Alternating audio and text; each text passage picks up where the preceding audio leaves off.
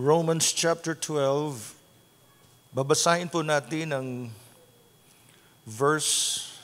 simula po sa verse number 3, patuloy po hanggang sa verse 13.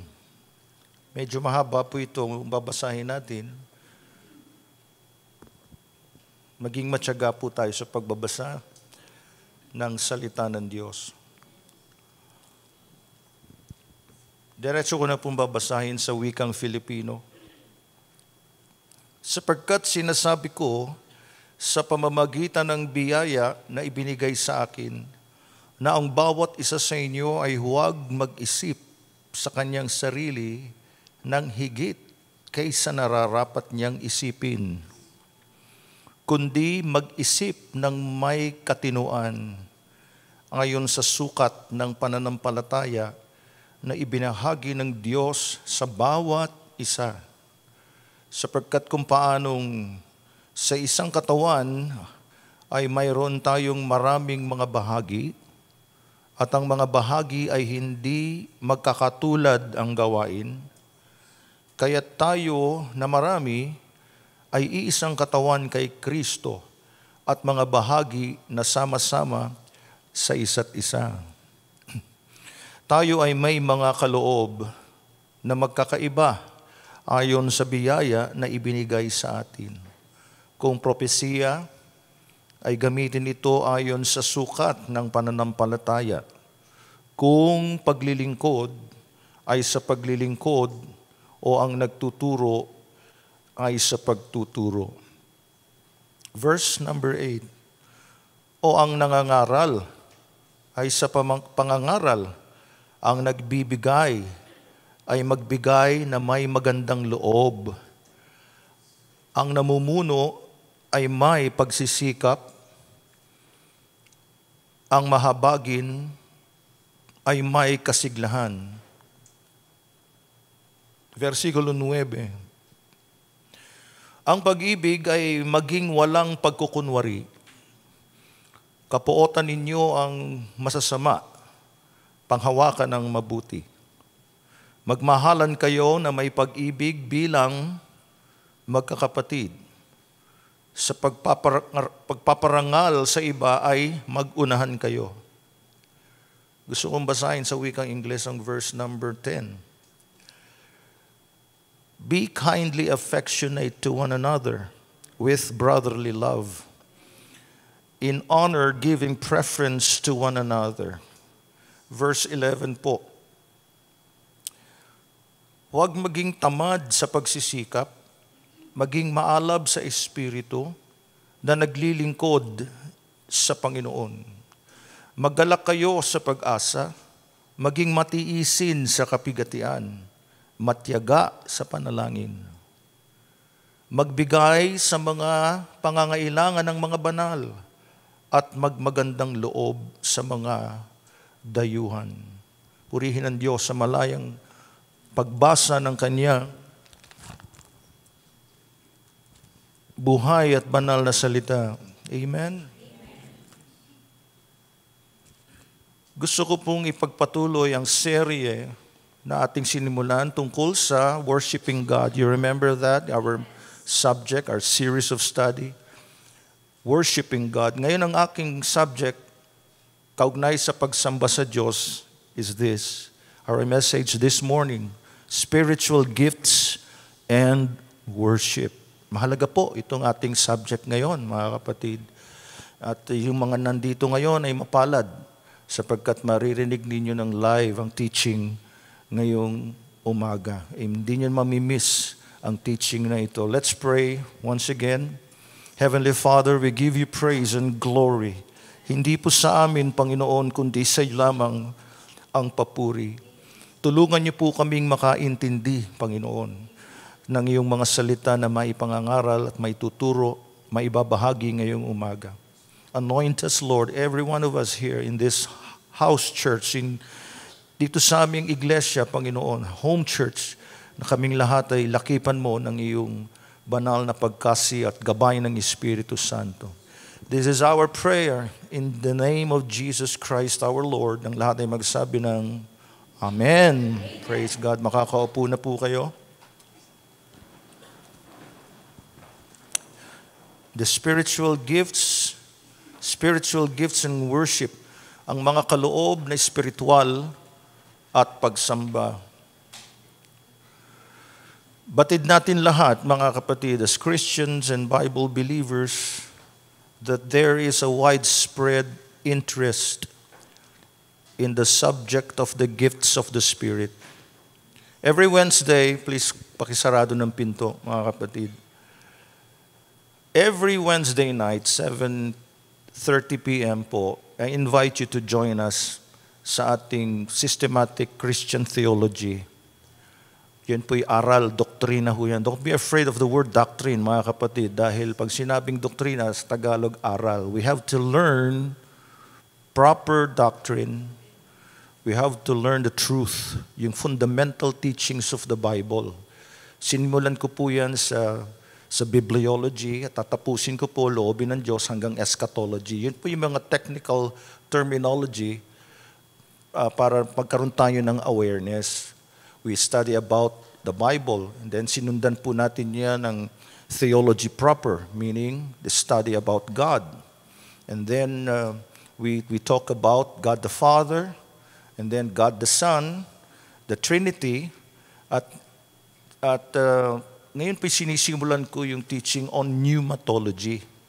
Ibig sabihin, the study about the Holy Spirit or the Holy Ghost.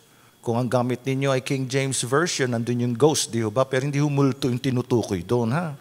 So, Holy Spirit po yun. So, iniliwat sa modernong English dahil hindi na ho natin masyadong ginagamit yung ghost. And anyway, mga kapatid, I will be discussing and sharing about the gifts of the Holy Spirit. Yung medyo detalyado ho niyan tuwing Miyerkules po ng gabi. So I invite you. Then exclusive po yan sa mga faithful church members na makipag-ugnayan po kayo sa ating multimedia. And of course, kung magagawa ninyong pumunta rito ng personal, lalo na sa mga kapitbahay lang natin, punta kayo rito. Dumalo tayo sa gawain at Wednesday Bible Study. Ngayon kahit pahapyaw po mga kapatid, I'll do my best sa maikling oras ko po na maibahagi ho sa inyo ang mga mahalagang kaloob na ito ng Espiritu Santo. Merong malawakang pagnanasa, desire or earnest desire o pagnanasa na tungkol sa paksa ng mga kaloob ng Espiritu Santo. At sa konteksto ng pagsamba, napakahalaga ho ng operation of the gifts of the Holy Spirit. I repeat, in the context of worship, the gifts of the Holy Spirit they are very important. So bilang mga Kristiyano, dapat maintindihan natin ano ba itong mga kaloob na ito, paano gumagalaw, paano kumikilos ang Espiritu Santo dahil siyang nagbibigay ng gift. No? Kaya hence the gifts of the Holy Spirit.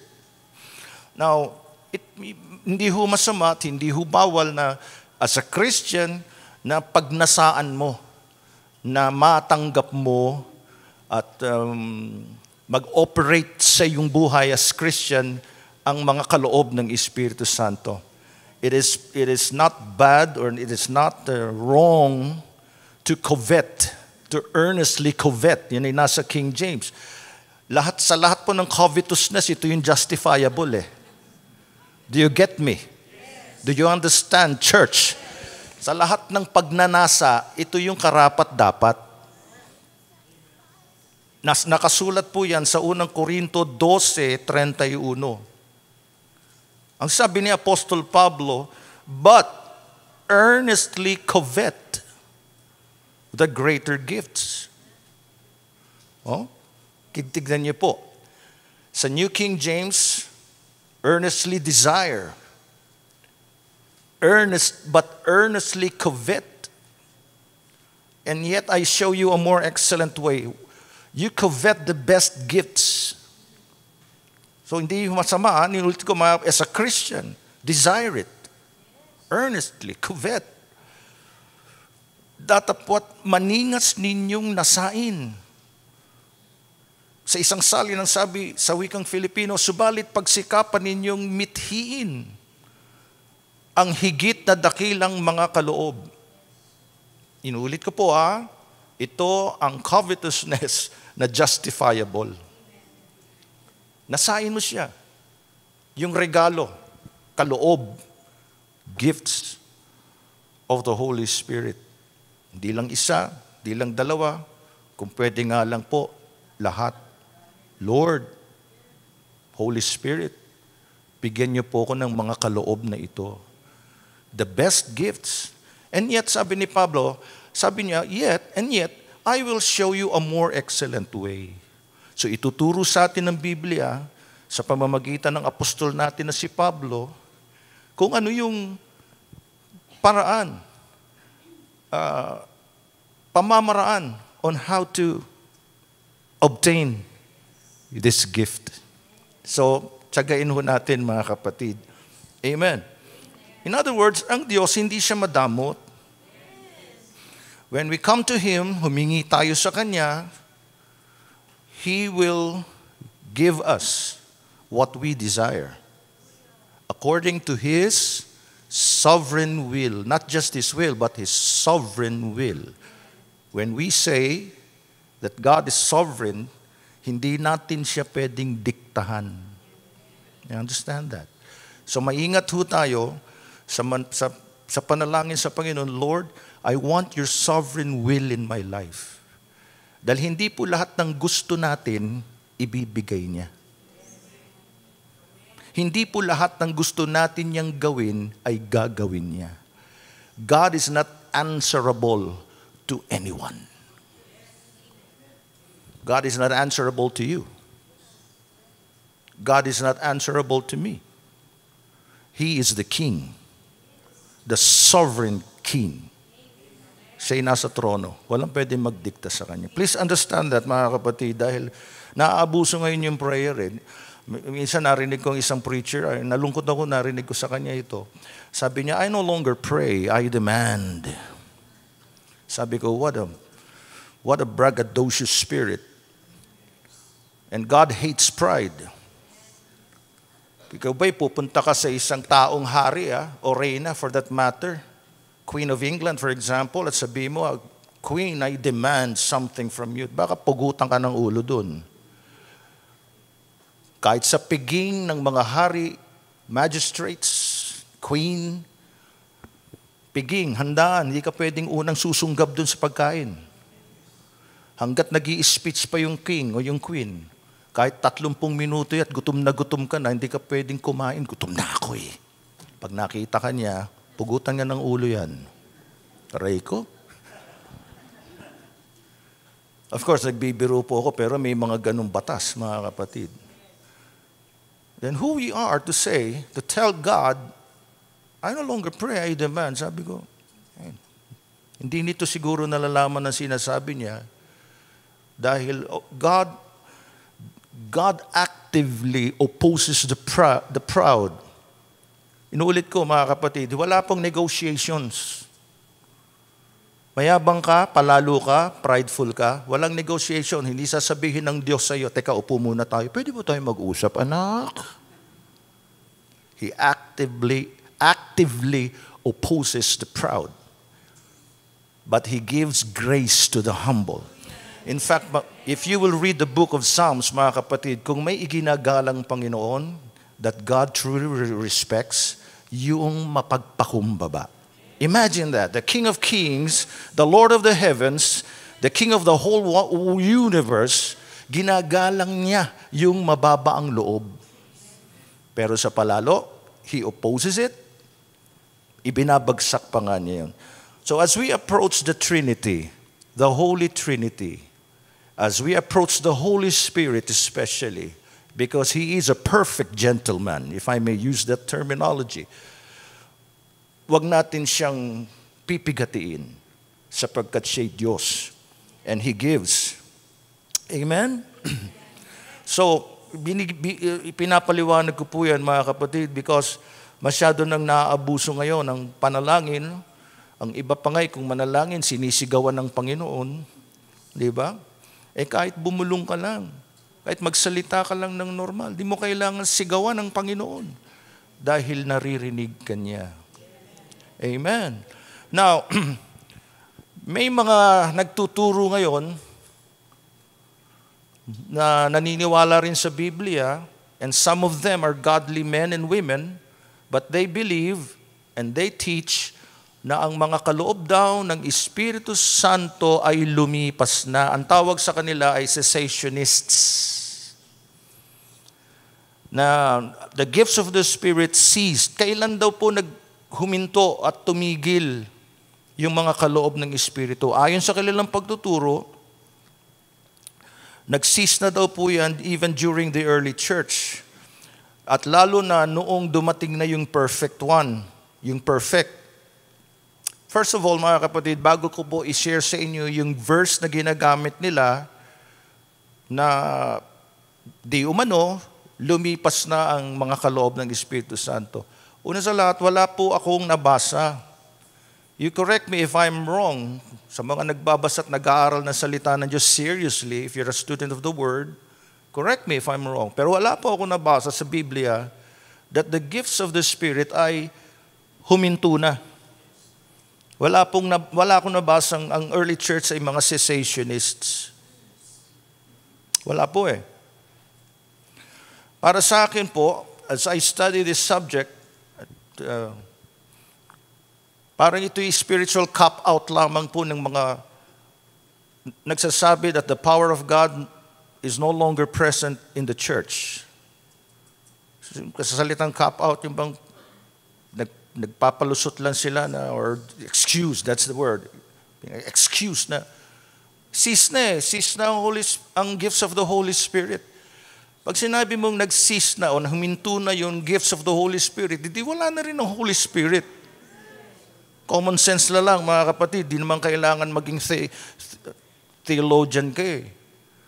Since ang Holy Spirit, He is with us, He is here on earth, because the Father and the Son is in heaven, Jesus, our Lord, is in heaven, nakaupo sa kanang kamay ng Diyos.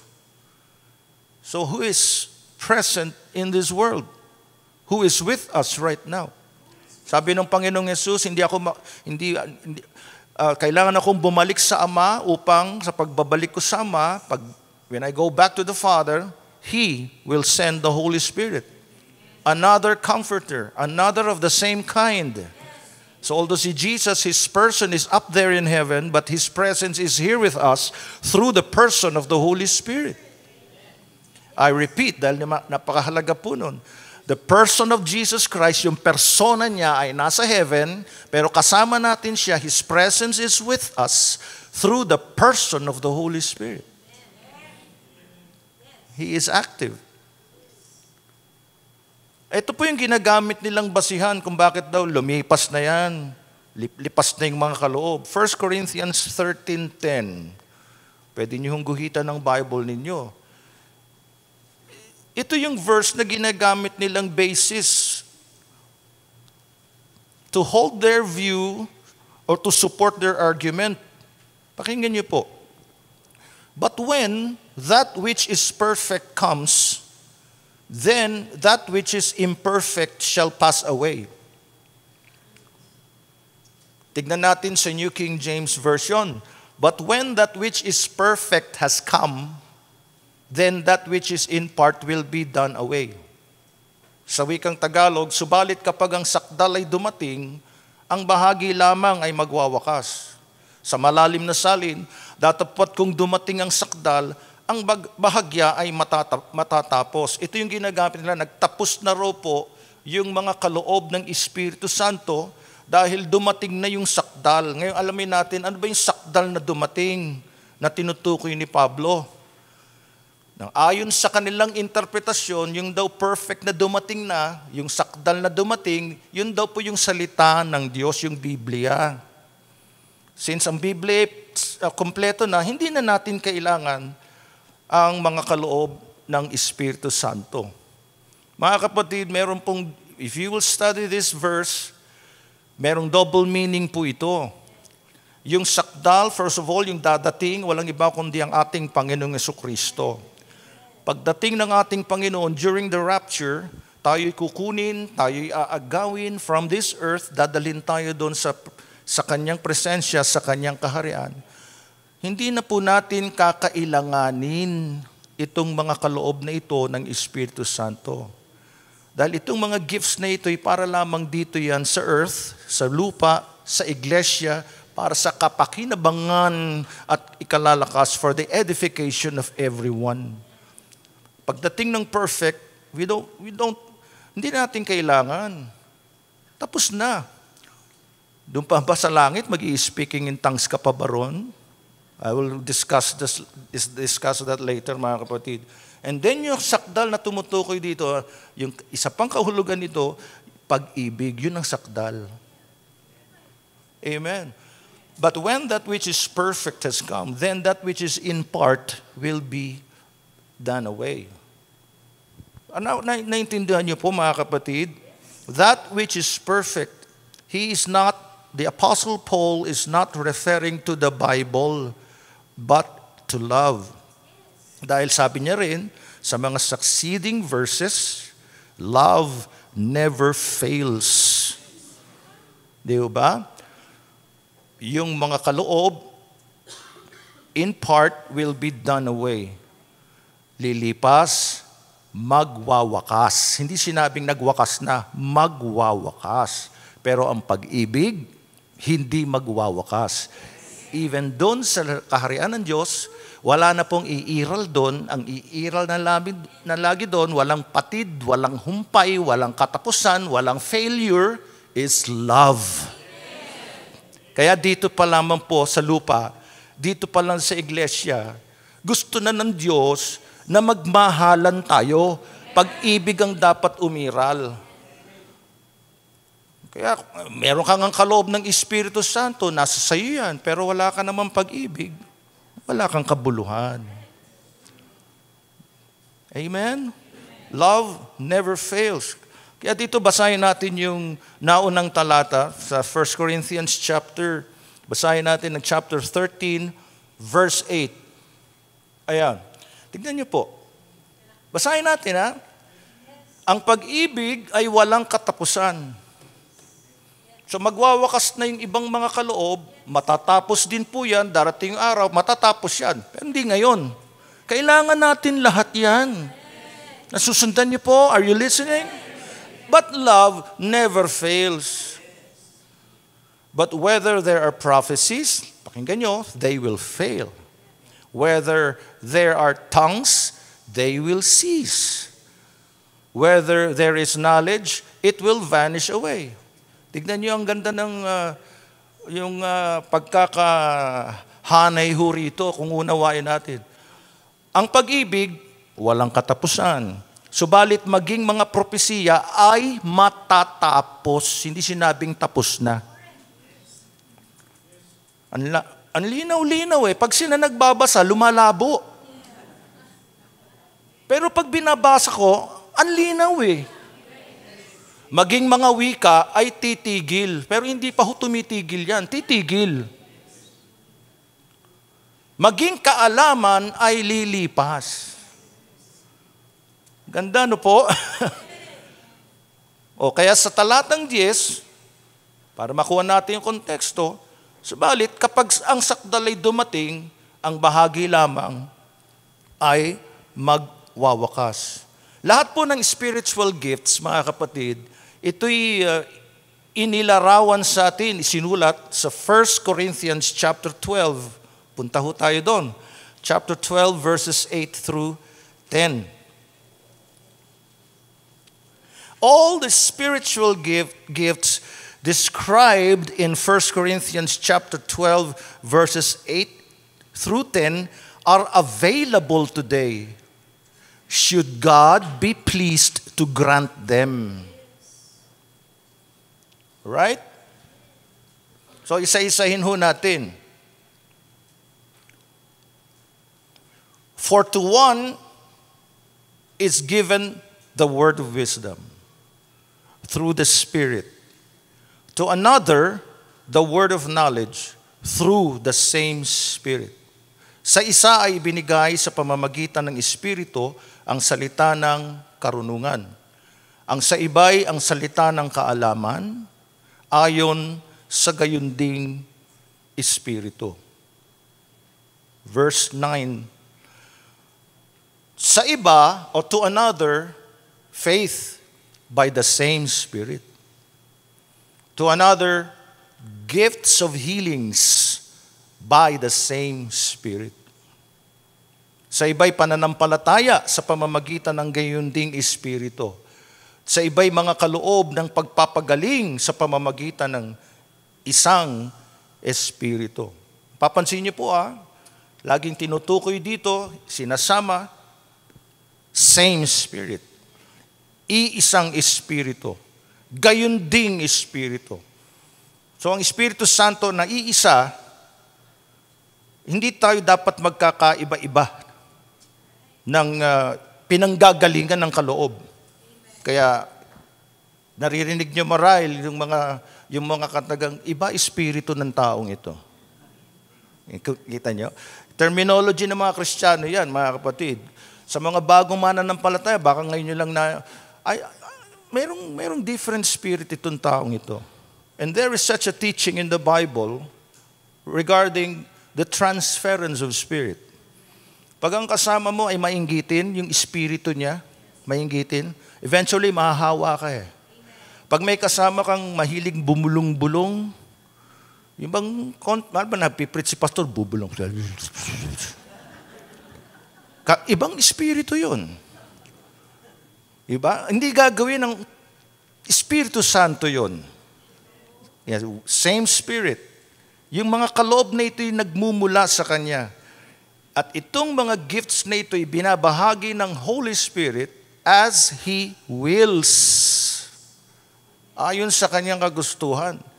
Hindi yung gusto ko lang, although I desire it, pero kung hindi yun ang Kanyang will para sa iyo, bibigyan Kanya ng ibang kaloob.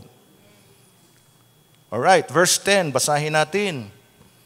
To another, ang gaganda po nitong mga gifts na ito, to another, the working of miracles. Naku, ang daming mga naghahangad niyan. Miracle, miracle. Kaya lahat ngayon ng miracle, naaabuso na rin. Meron ng miracle oil, miracle cooking oil, pati cooking oil, miracle na rin. Miracle soap. Kapag ipinahid mo, ipinanligo mo, sa loob lamang ng 7 araw ay gaganda ka't kikinis ka. O hindi miracle yun. Bakit 7 araw pa? Diba? Para lang makapanloko makapagbenta ng produkto nila. Let us be careful using biblical terminologies. Lalong-lalo na yung salitang himala. Dahil napakasagrado niyan. Only God can perform genuine miracles. Yung iba hindi nakakagawa ng milagro. Kaya inilapat na lang sa produkto yung milagro niya. Pag gano'n na, kalokohan yun. Sorry mga kapatid, diretso ako magsalita Panloloko, scam yun. Miracle soap. Miracle ointment. Ano yun? To another, prophecy. Ito naman, yung iba, hindi na naintindihan yung word prophecy. Thus saith the Lord. Nanginginig pa, thus saith the Lord, I am coming soon, I am coming soon. Hindi yun ang prophecy, nakasulat na yun At ba't may panginginig pa? Pwede naman sabihin mo ng normal ka at natural. Ba't iniiba pa yung boses? Narito na ang Panginoon, tumatang. Laki-laki mong tao. Ganyan. Hindi totoo yun. Hindi ganun yun. Ang nakikita ko kapag nagbabago ng anyo, nagbabago ng boses, hindi Espiritu Santo yun. Demonyo yung pumapasok doon. Diba? Sinasaniban ng Santo Niño, ng mahal na birhen. Sinasaniban ni Moises. Pag ganun, mga kapatid, reject agad yun. It is not of the Spirit. It is not of the Holy Spirit. Ibang spirit po yun. That is not our topic. Pero ito yung mga gifts, mga kapatid. So, nandyan na. Nilalatag na sa atin ng Panginoon ngayon. Through His Word. Mamili ka ngayon ng desire mo. Earnestly covet the gifts of the excellent gift. To another, discerning of spirits. Yan ang gusto ko, pastor, siguro sabi ng iba. Yung makikilala ko ang Espiritu, kung yung katabi ko ngayon, talagang sa Diyos ba ito? Yan. To another, different kinds, ito na, different kinds of tongues. And to another, the interpretation of tongues. Tuloy natin, kapatid. Yan, verse 11. Pakinggan niyo po, napakahalaga po nito. But one and the same Spirit works all these things, distributing to each one individually as He wills. Ang lahat ng ito ay pinakilos ng iisa at gayon ding Espiritu. Na namamahagi. Sinong namamahagi? Ang Espiritu Santo. Sa bawat isa ayon sa pasya ng Espiritu. So siya ang nasusunod.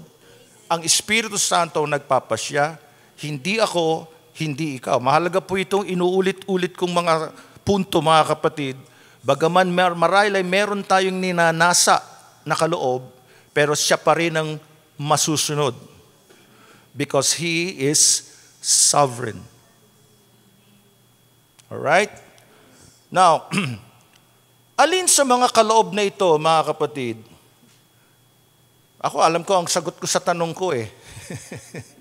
Pinangunahan ko na. Sa tagal ko na hong nasa ministry, mga kapatid, I say this with humility, ang madalas na pinagnanasaan or attracted ang tao, especially church, Christians, attracted sa gift of tongues.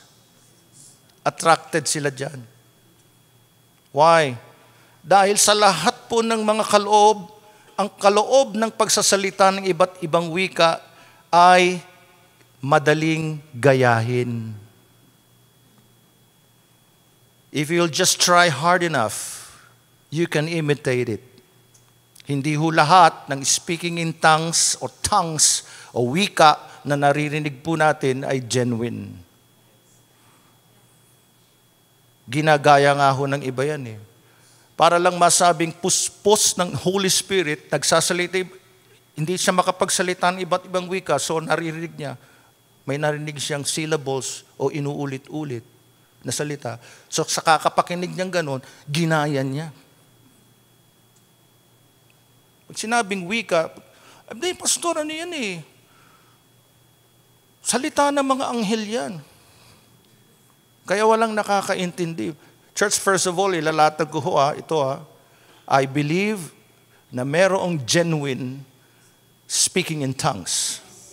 I believe there is genuine, authentic speaking in tongues. Na witness ko ho yan.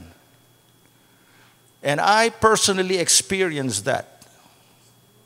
When I was baptized with the Holy Spirit many years ago, pero hindi niyo ako naririnig na aking ipinamamarali o sinasalita dito yan because merong principle ng Biblia na kapag nasa simbahan o nasa church like this, it should be interpreted. Alright? So yung iba naman, meron silang freedom na gawin yun. I don't blame them. I don't judge them. Please don't judge these preachers especially. Ako po, mga kapatid, born again po ako sa isang Pentecostal church. And ano ka ba, pastor? Ikaw ba, I'm a Christian, but yet, ang background ko po ay Pentecostal. And I still believe in the gifts of the Holy Spirit. I still believe that Jesus Christ is the same yesterday, today, and forever. At kung gugustuhin ni Lord Jesus, through the Holy Spirit, to pour out His power and presence in the church, walang sino man ang makakahadlang. Because He is the same 2,000 years ago, He is the same today, and He is the same forever.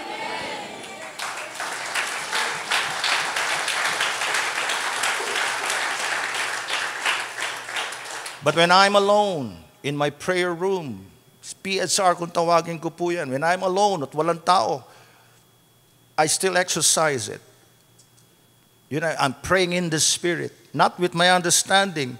And if He gives me the understanding to interpret it, siya ang masusunod as He wills. Pero hindi ko po sinasabing, ay, huminto na yan. No? Nakuha niyo po ibig sabihin, mga kapatid. Marahil merong iba sa inyo, na-experience niyo yan. And it's genuine. It is genuine. Nga lang, mga kapatid, talagang may mga fake and phony or hindi authentic. When I was, years ago, mga kapatid, nag-crusade kami sa Benguet, Baguio. At personal ko pong nakita, karamihan sa mga kasamahan ko doon, yung iba'y nasa piling na ng Panginoon, sila nanay Pasing, I remember that.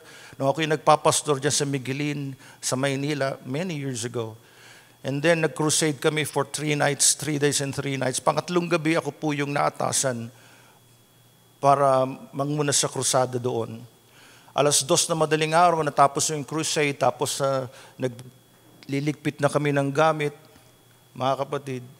Doon ko naranasan yung matataas na inaakyat dyan sa Benguet. Natulog ho kami, 3 yung kasama kong natulog sa isang kaprasong plywood. Ako na lang yung nasa gitna dahil kapag malikot ka, dito ka sa kaliwa kanan, laglag ka sa bangin. Hindi ho madali sa ministry, mga kapatid, ha? Yung mga nangangarap diyang, ay, kailangan kompleto ako ng suporta, kailangan may, kalimutan mo yan. Hindi para sa mga spoiled itong ministry. Nagkataon pa yung dalawang, ang lalakas maghilik, steady nga. Talagang parang may pakakak dito, may trombone dito. Sa madaling salita, mga kapatid, after the service, doon po sa gawain yun, merong mag-iina na naligtas, tumanggap sa Panginoon, na inabandon na siya ng kanyang asawa, binihisan niya ng magandang damit yung mga anak niya, at saan po tayo pupunta, Nay? Mamamasyal tayo. Pero ang plano niya, sabay-sabay na silang tatalon sa bangin. At habang naglalakad sila, malayo-layo sila sa crusade area, naririnig nila pangalang Jesus. Pangalang Jesus. Jesus, mahal ka ni Jesus. Tapos sabi niya, hindi ko po maintindihan, Brad, kung ano po yung nararamdaman. Pero ito po, tatapatin ko po kayo, hirap na ho ko sa buhay ko. Magpapakamatay na kaming mag-iina. Pero ngayon, nagbago na po ang lahat. Hindi ko na po itutuloy. Ako'y maglilingkod sa Panginoon. Napakabuti ng Diyos, amen. As I say, sa tuwing naalala ko yan, mga kapatid, I sense the presence of the Lord. And then merong umattend doon, inimbitahan ako sa ospital para ipanalangin yung kanyang mahal sa buhay na may sakit. So sama-sama kami noon, lakad kami. Sige po, at humingi kami ng pahintulot sa doktor doon, sa mga authorities doon, pinayagan kami. And habang ako'y nananalangin dito sa may karamdaman kasama nung umattend sa crusade, ibang mga workers, mga elders nandoon, nagpe-pray po kami. Ang presensya ng Diyos ay gumalaw, kumilos ang Espiritu Santo. Alam mo kung ang Espiritu Santo yun eh. You know it. You will feel His overwhelming presence. Hindi mo made up yon, you haven't conjured it up, hindi mo ginagawa yon. Ang focus ko nandun sa may sakit. Pero ang Diyos, hinipo niya yung isang nakahigang matanda. Ang dami pa nga niyang tattoo sa katawan dahil siya tawag doon na lehitimong taga-Baguio. Mga kapatid. And then, nagsalita siya ng iba't ibang wika. Hindi ho natin maipapaliwanag ang kilos at galaw ng Panginoon. Kung meron lamang mga cellphone pa noon, siguro at may kumuha, may papakita ko sa inyo ang patunay. Yung iba kong kasama doon, nasa Panginoon na ho eh. At nasaksihan po nila yon. Nagsalita ng iba't ibang wika, yung matandang nakaratay doon. Pero bago niya ginawa yun, umupo pa siya eh.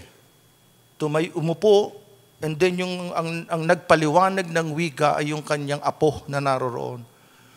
Tapos sabi niya, Brad, hindi ko po narinig, hindi po marunong ng ganyang salita yung lola ko. Pero yung sinasabi niya, naintindihan ko dahil inaral ko ho yun eh. Pero hindi ho nagsasalita ng ganyan ng lola ko. And the rest is history. To God be the glory.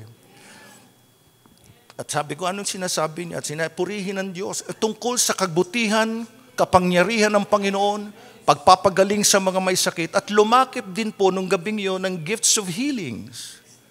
Dahil narinig ho ng ibang mga pasyente dun sa kabilang sa mga kwarto, kita ko yung naglabasan sila, yung iba'y dala-dala pa ho nila yung dextrose nila eh. Ipanalangin nyo rin po kami. Kayong mga sinugo ng Panginoon dito sa ospital, ako po'y ipanalangin din ninyo.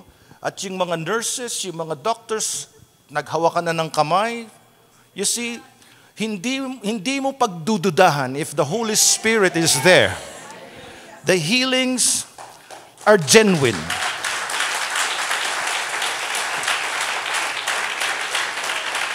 Hallelujah. The real gifts of the Spirit will mean that the miracles will be undoubted. The healings will be undoubted. And people will be converted. I've seen that. Na-witness ko po yan. At talagang hindi na ho kami natulog. Nagpuri kami sa Panginoon. Nawala yung antok at pagod ko, mga kapatid. It's just a foretaste of God's working. Na minsang na kanyang pinakita sa inyong lingkod. Hindi ko araw-araw nakikita yon. Ganun ang miracle. Hindi pwede, miracle night tuwing Tuesday. Paano pag Monday? Ang Diyos ba'y nalilimitahan ng araw? Lunes lang ba yung gusto mo? Paano kung ang kaloob ng Diyos ay gumalaw at kumilos ng araw-araw? Kung gugustuhin niya. Pero hindi ganun. As He wills. May plano ang Diyos sa lugar na yon. May naligtas, may mga gumaling. At sabihin ko sa inyo, yung mga kasama kong mga may edad na, during that time, mga 70 anyos na, mahigit. Talagang hingal na hingal umakyat dahil kami naglalakad lang. Inaakay pa nga na, sige, pastor, tuloy niyan natin, magpakalakas tayo, hayo tayo. Ganun ang mga Kristiyano noon. Hindi convenience. Mga kapatid, I'm not saying na ang Kristiyano ngayon ay ibang-iba na, pero may pagbabago na. Moderno na rin eh. Made up na rin ng gifts of the Holy Spirit ngayon. Yung anointing, minamanufacture ng tao ngayon eh. Pero yung real gifts, real anointing, hindi maaaring gawin yan ng tao. Hanggang nung pagluwas namin, pabalik ng Maynila, kami, sabihin na natin, masabi mong may hangover pa sa wine of the Spirit. The gifts of the, may hangover pa. Naglagang wala kang masasabi kundi purihin ka, Panginoon. Salamat sa iyo, Panginoon. Tigit sa lahat ang kaluwalhatian ay sa Kanya. I've seen that. I have witnessed that. Meron pang isang pangyayari doon sa church na kung saan ako po'y nakakilala sa Panginoon. I was just a young Christian noon. At may isang gawain na kung saan ay merong isang kapatid na pinagkalooban ng kaloob ng pagsasalita ng iba't ibang wika. Walang nag-interpret during that time. Walang pinagkalooban ng gift of interpretation of tongues. Then Wednesday, nandun ako at naghihintay sa gawain para magsimula. Mayroong pumunta doon sa aming church na isang Chinese national. At marunong siya magtagalog pero alam niyo yung pananagalog niya is talagang, you know what I mean. Sa madaling salita, nakausap po ng aming pastor. Tinanong sa kanya, Pastor, meron ba kayong miyembro dyan na Chinese? Wala po, puro kami Filipino, pero galing sa iba't ibang probinsya. Nung yung linggo ba yun? Narinig ko po yan, mga kapatid. Merong nagsasalita ng Cantonese Chinese. Kasi Fukien, tsaka Cantonese. Pero sabi niya, Cantonese. Wala po kaming miyembro. Naintindihan ko yung sinasabi, baka pwede kong batiin at kababayan ko. Sabi ng tanong ng pastor namin, ano pong ibig sabihin ng sinabi niya? Pakisa, tungkol sa Diyos, makapangyarihan ng Diyos ninyo, mabuti ang Diyos, puro sa mga gawat kababalaghan ng Diyos. Unbeliever po yun, mga kapatid. And yet, yung sign na yon ng tongues ay kanyang you see, I'm telling, ito ang punto ko, mga kapatid. Yung sabi, lumipas na yun, hindi nila alam ang kanilang sinasabi. Meron din isang instansya, mga kapatid, na isang African Christian, African siya, pure African, naka-attend siya sa isang church sa London po nangyari ito. Nabasa ko po ito galing sa isang preacher na nirerespeto ko, mga kapatid, na writer and preacher. I won't mention his name na lang, mga kapatid. But he's one of the preachers and writers na aking nirerespeto. Old school na ho ito, mga kapatid. Sabi niya, ayon sa kanyang patuto, isang African, umattend sa church sa England, charismatic church, born again, full gospel, just like itong church na ito. And then nag-operate yung gifts of the Spirit through the interpretation of tongues. Now, yung African na yun, nag-pray siya in his own native language. Yung panalangin niya. So, naintindihan niya yan. Kaya yun ang prayer niya. Hindi siya masyado marunong ng English. Hindi siya fluent, in other words. Pero alam niyo, yung isang Englishman doon, na one of the elders of that church, pinagkalooban ng Espiritu Santo ng interpretation of that prayer, naintindihan ng buong congregation, na-edify, lumakas ang buong congregation. So, paano sasabihin? And these are not isolated cases. Kaya huwag tayong magsasabi at maniniwala dito sa mga modern day preachers na cis na yan. Church, ang pastor po ninyo, the pastor of this church is not a cessationist. I still believe in God. I believe in miracles. Sapagkat ang aking Diyos ay Diyos ng himala.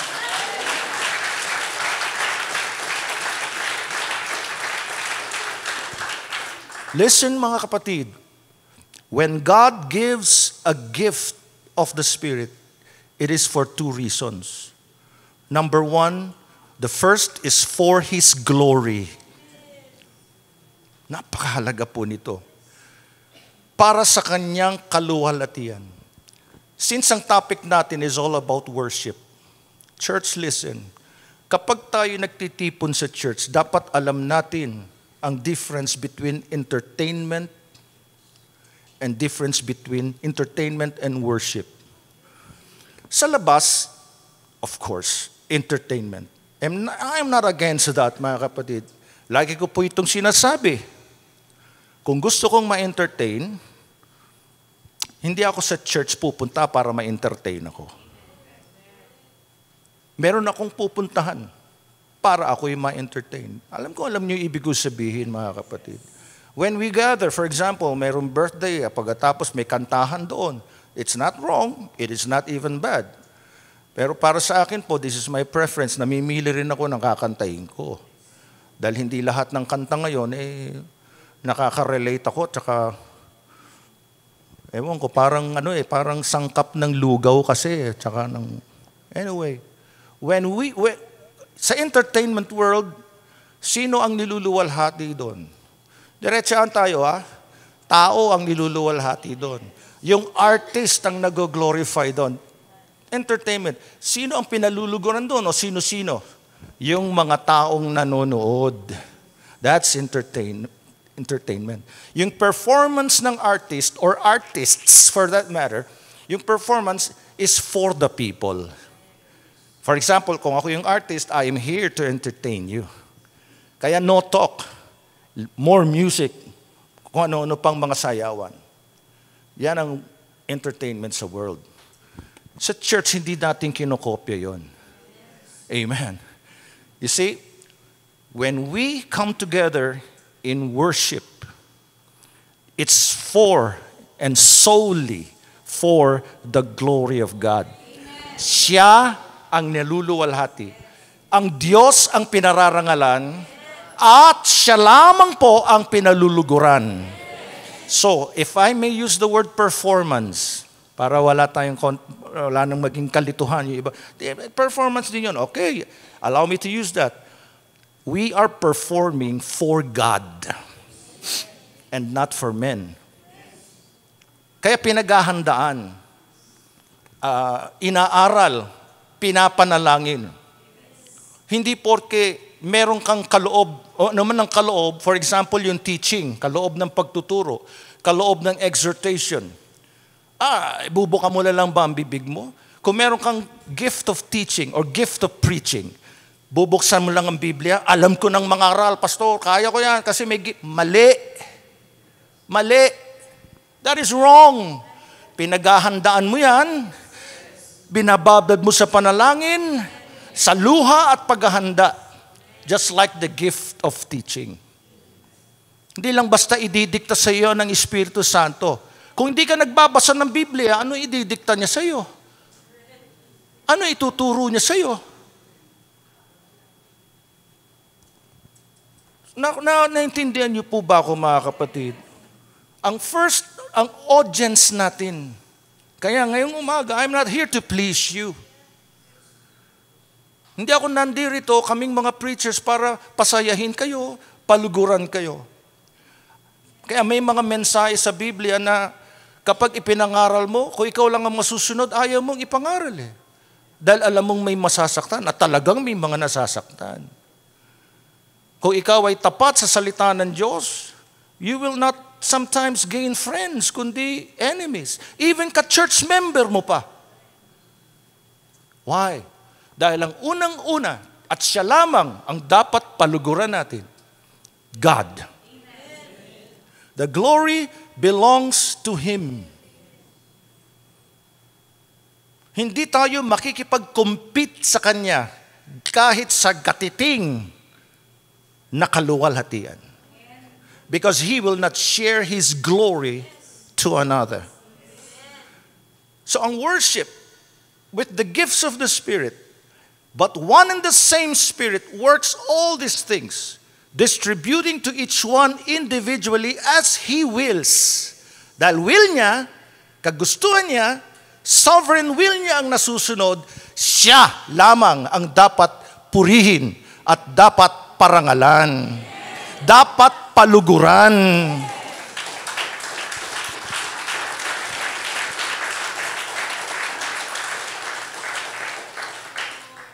And doon mo mararamdaman, kapatid, kapag galing sa Diyos yung inaawit niya o sinasabi niya, merong pagkasi, merong unction, merong anointing of the Holy Spirit.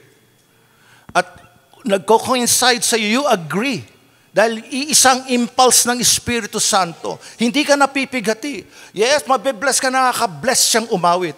But it goes beyond that. Hindi siya yung pupurihin mo, kundi ang Diyos na kanyang inaawitan. Kuha niyo, mga kapatid, hindi for entertainment purpose ito. Hindi para masiyahan ng sino man. No. Napakahirap pong ipaliwanag ito, mga kapatid, dahil bilang tayong lahat meron tayong kahinaan eh. Gusto natin pinupuri tayo eh. Gusto natin center of attraction tayo eh. Kaya tuloy, ang laging pinagnanasa ang gifts, mga kapatid, yung hayag. Diba? Kung siya lang yung speaking in tongues, o tongues siya ng tongues, siya na yung, spirit-filled yan. Ako hindi, kasi hindi pa ako nagtatangs. Kita niyo yung nagiging effect sa church? Ang liwanag ng Biblia kung walang magpapaliwanag sa iba't ibang wikang iyong sinasalita, tumahimik ka. Dahil hindi nais ng Diyos na ang isa dito o dalawa dito ang natatanghal. So naaagawan ng kapurihan ang Diyos. So if we desire the gifts or gifts of the Spirit, and it's normal at wala pong mali doon, if you desire, let us be careful na idagdag natin dito sa ating panalangin. Please understand me. Lord, if it is your will, I want and I need that gift. Kung will nyo po. Or if you pray for the sick, for example, in your spirit, in your mind, you ask the Holy Spirit, loobin nyo po nawa to grant me the gift of healing. Dahil in the first place, church, God is the one who heals. God is the one who performs miracles. Tayo'y avenue lamang. A frail mortal clay na hindi pa nga tayo tiyak kung aabot tayo na 70 years old. Babalik tayo sa lupa. Ayaw ng Diyos na agawan siya kahit katiting ng kapurihan. Praise God. Let us go to Psalm, praise the Lord, Aklat ng Awit. Chapter 115. Tignan niyo po ang sabi. Talatang 1. Pakinggan niyo mga minamahal kong kapatid kay Kristo. Tumimo nawa ito sa ating puso. Tandaan po natin, ano man ang ginagawa natin, lalo na sa pagsamba natin. Not unto us, O Lord. Not unto us, but to your name give glory. Because of your mercy, because of your truth. Hindi sa amin.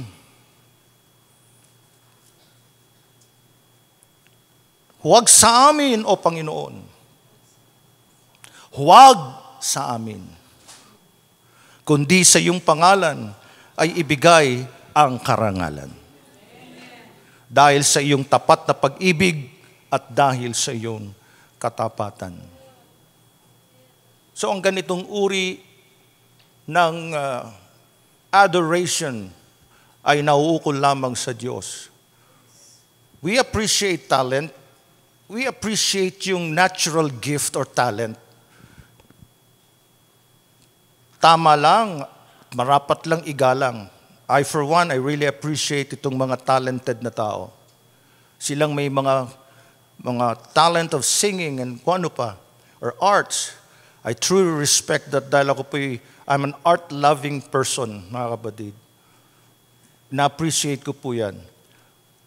Pero pagdating sa pagtitipon ng mga banal at ang Espiritu Santo'y kumikilos, lagpas na po sa tao, huwag sa atin, huwag sa kanino man. O Panginoon, kundi sa iyong pangalan ay ibigay ang alin? Karangalan o kaluwalhatian. Bakit? Dahil ito sa pag-ibig niya at dahil sa kanyang katapatan. Praise God.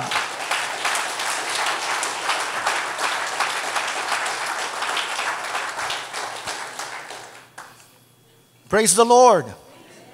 The Spirit or the Holy Spirit gives or grants or distributes as He wills.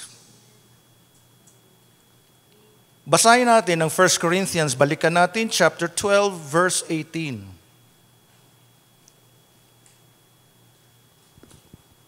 Corinthians chapter 12, verse 18. Tignan niyo po ha, iisa po ang message.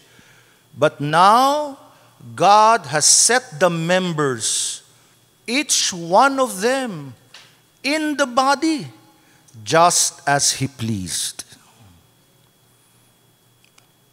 Subalit ngayon ay inilagay ng Diyos ang bawat bahagi ng katawan, ang bawat isa sa kanila ayon sa kanyang ipinasya.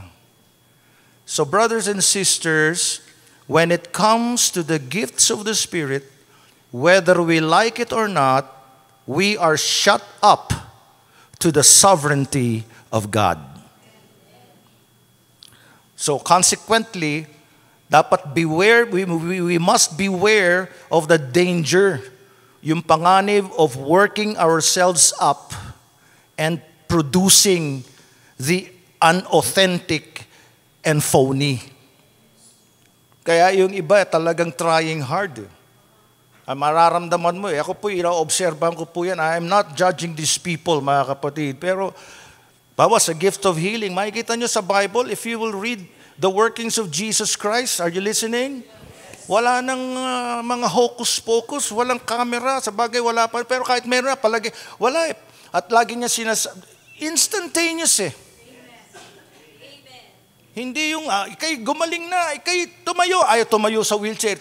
Papatungan ng kamay, itutulak pa nga. Tumayo ka, sabi, sa pangalan ni Jesus. Eh, hindi pa rin tumatayo. Pinukpok pa ng Bible, in Jesus' name.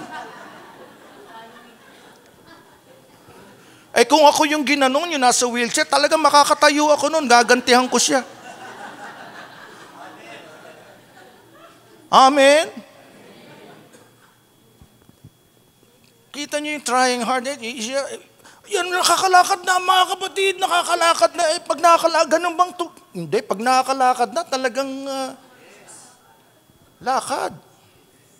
And then, sinasabi ni Lord, no? Sabi ni Jesus, ang ating Panginoon, go and show yourself to the priest. Dahil sila yung may authority from the Old Testament, yung Old Covenant, para suriin kung yung ketong mo, yung karamdaman mo sa balat ay gumaling na. Hindi po takot ang ating Panginoong Jesucristo na show yourself. And di ngayon nung araw pa hanggang ngayon, narinig ko pa rin. Maaring natuturuan pang iba sa inyo dahil sa mga napapanood nyo dyan sa mga programa sa TV o sa YouTube. Huwag na kayong magpapadoktor, huwag iinom ng gamot, manampalataya kayo, pag kayo pinagaling, magaling na kayo. Amen? Amen, amen. Pagkatapos ng gawain, pag-uwi, hinihingal siya. Hindi pa pala ako magaling. Dahil yun ay placebo effect. Power of suggestion. At kung talagang pinagaling ka ng Panginoon, bakit ka natatakot? Pastor, makinig kayo, kayong mga false teachers kayo. Nasabihan, pakiusapan kapatid, bago ka magpatotoo rito sa pulpitong ito, pumunta ka sa doktor mo. Sigurado naman na may doktor na sumusuri dyan At siya ang may karapatang magsabi dahil siyang nakakaalam ng iyong medical record na totoong kung pinagaling ka na sa sakit sa puso, sa cancer.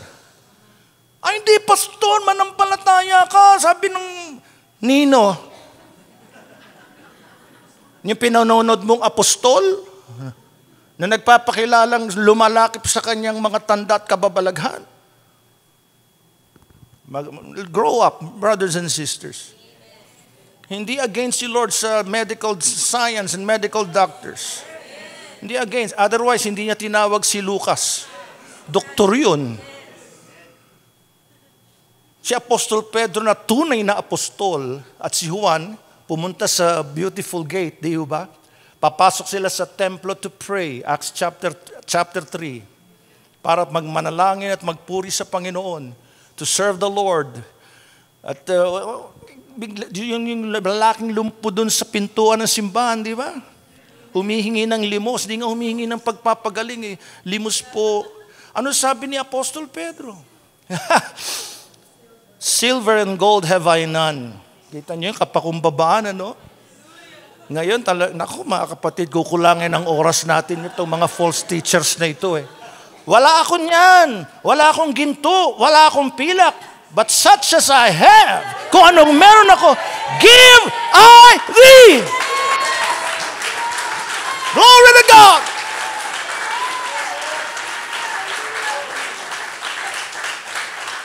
In the name of Jesus, rise up and walk.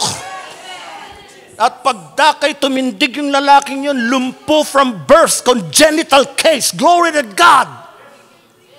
Siya'y lumakad at dinaluyan ng lakas at buhay ang kanyang mga binti. At siya'y naglulumundag. Wala nang, sige,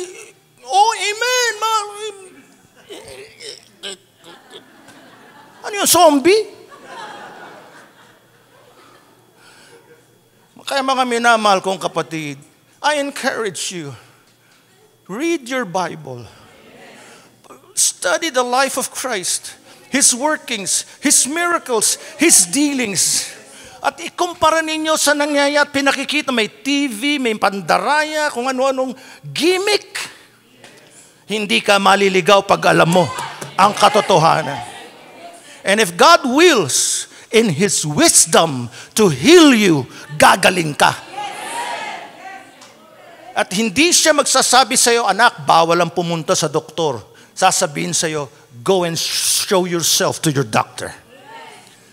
Pag nasuri ka, pirmado niya, totoong pinagaling ka at malay mo, ma-convert pa yung doktor mo to prove that your God is real, that your faith is real. Kaya bawal patingin sa doktor. Fake po yun. Mga false teachers po yan. To God be the glory. At dahil ang merong karapatang mag-pronounce that you're healed physically, mga kapatid, sa Diyos lang mapupunta lahat. Buong buo. Wala kang kaperasong kinuha. Wala. Sa kanyang kapurihan. Buong buo. Sa kanya yon. Sa Diyos ng kapurihan. The second reason why He gives gift, this is for the edification of others. 1 Corinthians chapter 14, verse 12. Unang Korinto 14:12. Nandiyan pa ba kayo, mga kapatid? Even so, since you are zealous for spiritual gifts, let it be. Let it be. For the edification of the church that you seek to excel. Gayon din naman kayo, yamang kayo'y sabik sa kaloob na espiritual, pagbutihin ninyo ang paggamit sa mga iyon para sa ikatitibay ng iglesia. Amen? So kung yung gift na yon ay sinosolo mo lang, ikaw lang ang tumitibay. Kung ikaw ay may kaloob ng pagsasalita ng iba't ibang wika, wika ka ng wika sa church, naririnig ng lahat, wala naman nakakaintindi, hindi sila lumalakas. Kahit ako, hindi ako lumalakas. Dahil yung mga sinasalita mo, hindi ko maintindihan eh. So ang dapat, ihinto mo na muna. Dahil walang nagpapaliwanag. Puntahan natin para wag tayong maligaw na po itong mga sabay-sabay na nagwiwika. No? Puntahan natin ang aklat ng unang Korinto.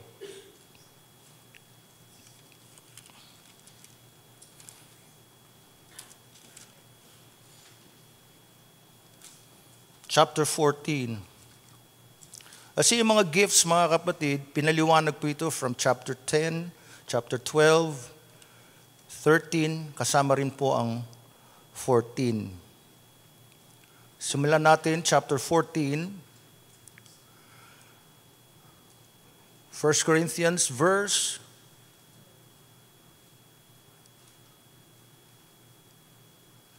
4, beginning verse 4.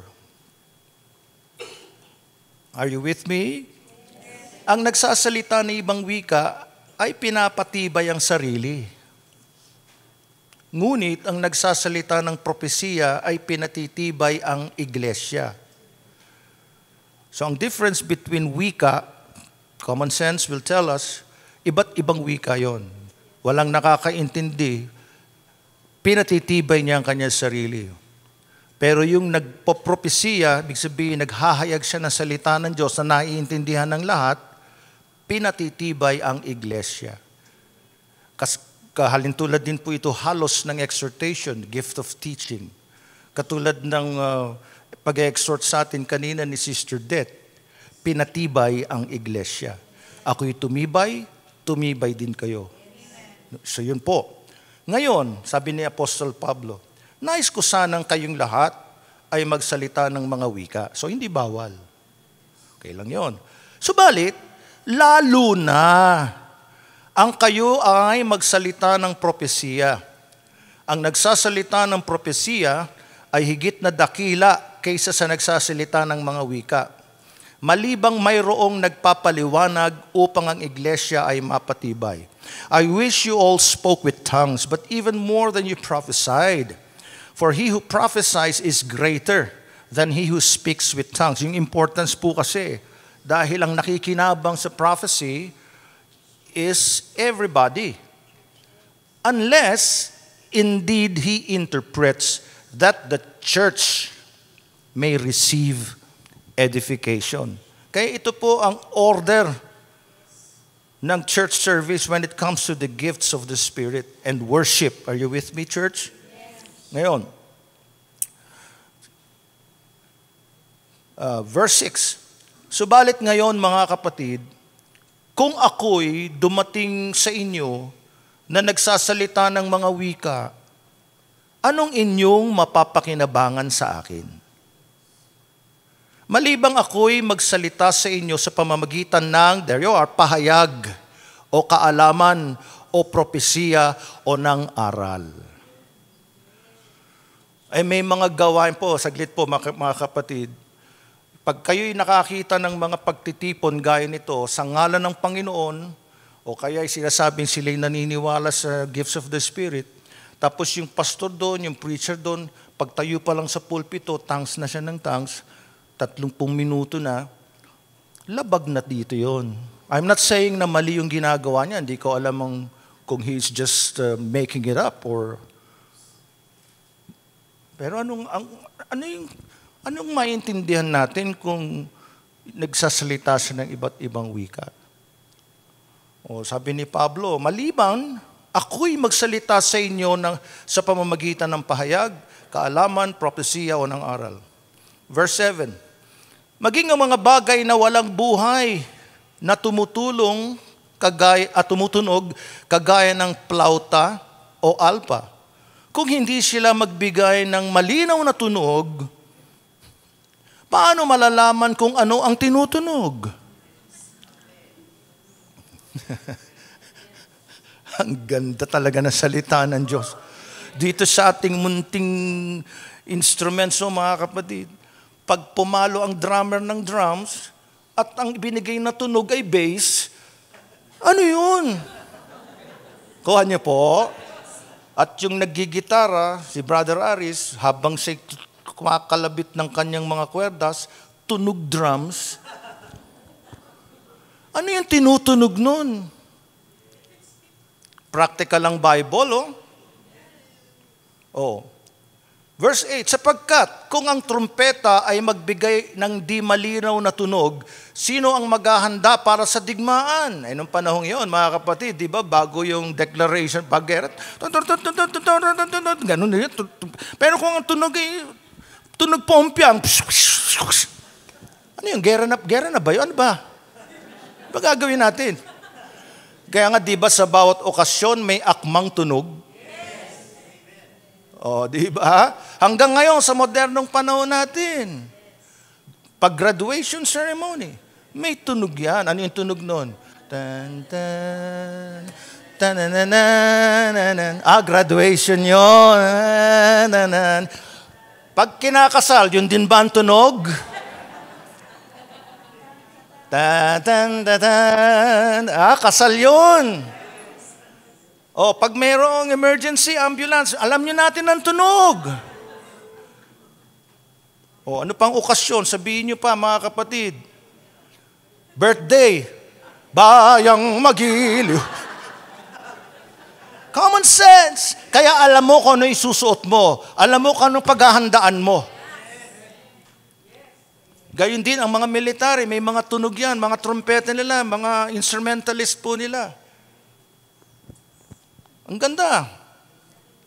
May natutunan ba tayo? Amen. Kaya kung lahat ay magwika, walang nag-i-interpret, ang gulo-gulo, tapos may isang prophecy rito, may isang nagsabunutan na. Nangyari ho yan. Personal kong nasaksihan yan. Yung isa'y lundag siya ng lundag, naka-heels, ang taas ng heels niya, 3 inches. Yung isa'y nakaluhod ng ganon, at yung kamay niya, natapakan. Ito, I was there, kaya yung pastor din namin, isa rin ako sa umawat. Ikaw talaga. Dahil aray ko, namaga yung kamay, mga kapatid. So yung pastor namin, parang manok na nag-aaway na pinaghihiwalay. Ang gulo. Pastor, kasi hindi ko alam na kung ano nangyayari sa akin. Ako'y puspos ng Espiritu Santo. Alam mo pa rin ang nangyayari sa iyo kahit puspos ka ng Espiritu Santo. Verse 9, gayon din naman kayo, kung sa isang wika ay nagsasalita kayo ng hindi nauunawaan, paanong malalaman ng sino man kung ano ang sinabi? Sapagkat sa hangin kayo nagsasalita. Walang alinlangan na napakaraming uri ng mga wika sa sanlibutan at walang isa man na walang kahulugan. Kita nyo? So hindi ito gibberish, hindi ito pautal na salita, hindi ito 2 syllables, so 1 syllable word na alalalala, kaya isang tunog. It is a language or a dialect na somewhere in this world or somewhere in the Philippines naintindihan.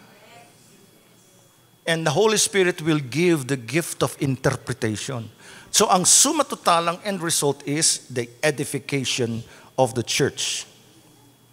Verse 11, subalit kung hindi ko nalalaman ang kahulugan ng wika, ako ay magiging isang banyaga sa nagsasalita at ang nagsasalita ay magiging isang banyaga sa akin. Kaya nga, kailangan kahit na sa personal na pag-uusap, may kausap kang foreigner. Kaya, French siya, taga-France. Di ba? Kailangan mo ng interpreter. Maliban na lamang kung gagawa-gawa ka na lang ng salita. Sinich-itich. Diba? Tunog Pranses, di ba? Sinich-itich. So, ang hirap gumawa-gawa di ba? Oh, kausap ko nga si Pastor Roger nung nandun ako ng anniversary. Nalimutan ko na lang po mga kapatid, may mga salita sila na tunog Tagalog pero iba yung kahulugan doon. So you need an interpreter.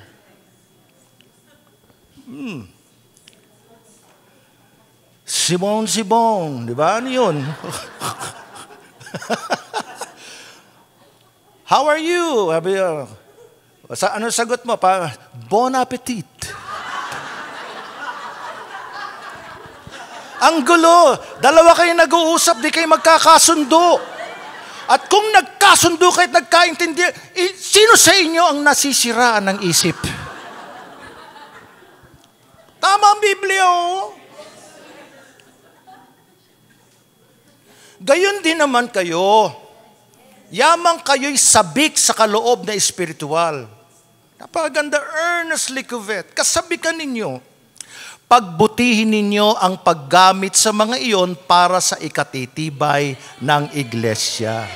Palakpakan natin ang Panginoon. This is the rule.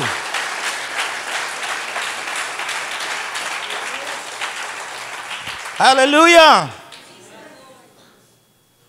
Kaya't siyang, verse 13, kaya't siyang nagsasalita ng wika ay dapat manalangin para sa kapangyarihang makapagpaliwanag. If you have that gift, Lord, Holy Spirit, I pray as you will, bigay niyo rin po sa akin yung kakayanan o kaloob na makapagpaliwanag. Kung hindi niya ibibigay, kapatid, huwag kang magtampo. Amen? Dahil baka ibang ibigay sa iyo ng Panginoon. Are you listening, church? Gusto mo ba, kapatid? Would you want God to do what He doesn't want to do? Gusto mo bang may gawin ng Diyos na hindi naman niya gustong gawin? Of course not. Would you want to have what God doesn't want you to have? Maring gusto mo yun, bagay na yun, pero hindi yan ang gusto ng Panginoon sa iyo. Ito yung madalas na nagkakamali tayong mga Kristiyano. Lalo na sa tinatawag na makakasama mo sa buhay. Ako, ang dami ko nang napanood na ganyang eksena sa church, mga kapatid. Sister, ikaw ang God's will ko. Meron pa nga bumuo ng kanta, di ba, Nori, no? God's will. Mga ganun. Ikaw na pala. Sabi ng babae, hindi ako yun. Hindi ako yun. Hindi ako yun.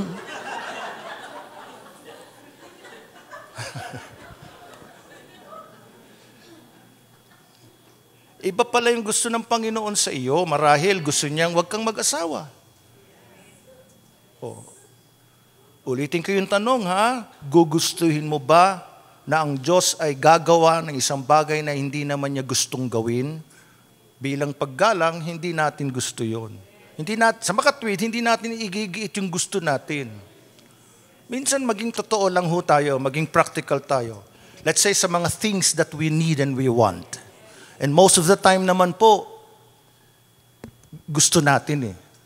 Gusto natin, for example, gusto mo magkaroon ng sasakyan. For example lang po yes, it's proper to pray to God. Lord, kung loloobin niyo po. Pero sa totoo lang mga kapatid, bakit ba yung mga unbelievers nagagawa nilang kumuha ng sasakyan kahit hindi sila nagpe-pray? You know why? Pinaghahandaan, pinag-iipunan, pinaghahandaan yan. Paano kung hindi gusto ng Panginoon na magkaroon ka ng sasakyan? Bakit po, Pastor? Unang tanong, marunong ka ba mag-drive? Pray ka ng pray ng sasakyan eh. Bisikleta nga, hindi mo kayang patakbuhin. Pag binigay sa iyo ng Panginoon yung gusto mo at hindi naman niya gusto, pero binigay niya sa iyo, anong mapapala mo doon? And for what reason? For you to, pag malaki, i-post? Please understand, mga kapatid, lahat kasi ngayon kung ano-ano na pinopost natin eh. Ultimo yung brand or kung ano eh. Why? Bakit? For what reason? Yun pong iiwan kong tanong sa inyo. Would you want to have what God doesn't want you to have? Of course not. So, let's be honest and be practical. This is what I want. Pagsisikapan ko. Pag-iipunan ko ito. Huwag nating gamitin ng Diyos. Pwede ba? Sa lahat ng ating mga gusto. Dahil hindi siya utusan natin. Hindi siya genie in a box. Hindi siya nasa jar na at sasabihin ni Lord sa iyo, your wish is my command, daughter or son. Igalang natin ang Panginoon. Alam niyo ba, kahit hindi mo nga hingin, kayang ibigay sa iyo ng Panginoon dahil yun ang gusto niyang ibigay sa iyo. Okay, binata pa mga kapatid, hindi ko pinag-pray na, Lord, bigyan mo ako ng asawa, Panginoon, kailangan ko na asawa. Hindi mo nahahanapin yun kapag nasa Panginoon ka. Do you understand? Wala ka nang, dahil He is enough for you. He is enough. In fact, mga kapatid, talagang hindi mo gagamitin ng Diyos para lamang mapunta sa iyo yung gusto mo. Magpakatotoo ka na lang gusto mo. Kaya pwede mong lapitan ng kapatid, alam mo, ligawan mo siya. Huwag na kung ano-ano pang bulat. Alam mo, binigay ka sa akin ni Lord. Napanaginipan kita. Ikaw na ikaw yun.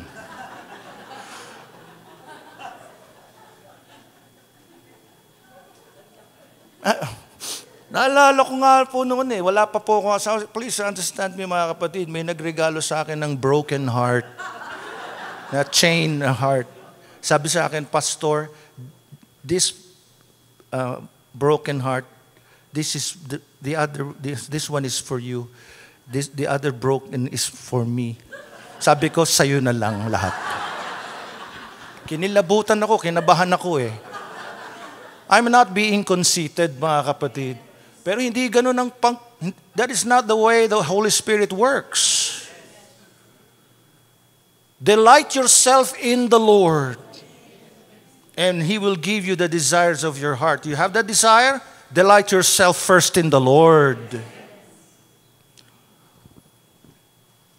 Mayroon akong babasahin sa inyo, mga kapatid. Kayo na po ang magpasya kung paano. Dito po sa Aklat ng Awit, 106, talatang 15. Psalm chapter 106, verse 15. And he gave them their request, but sent leanness into their soul. Think about this verse, mga kapatid. Are you still here? Konting minuto na lamang po, konting tiis. Manananghalian din kayo ng masarap na pananghalian. Mabigat po itong verse na ito, mga kapatid. 106 verse 15, Tagalog. Ibinigay niya sa kanila ang kanilang hiniling. Ngunit nagpadala ng nakapanghihinang karamdaman sa gitna nila. So hindi lahat ng hinihiling mo ibibigay niya.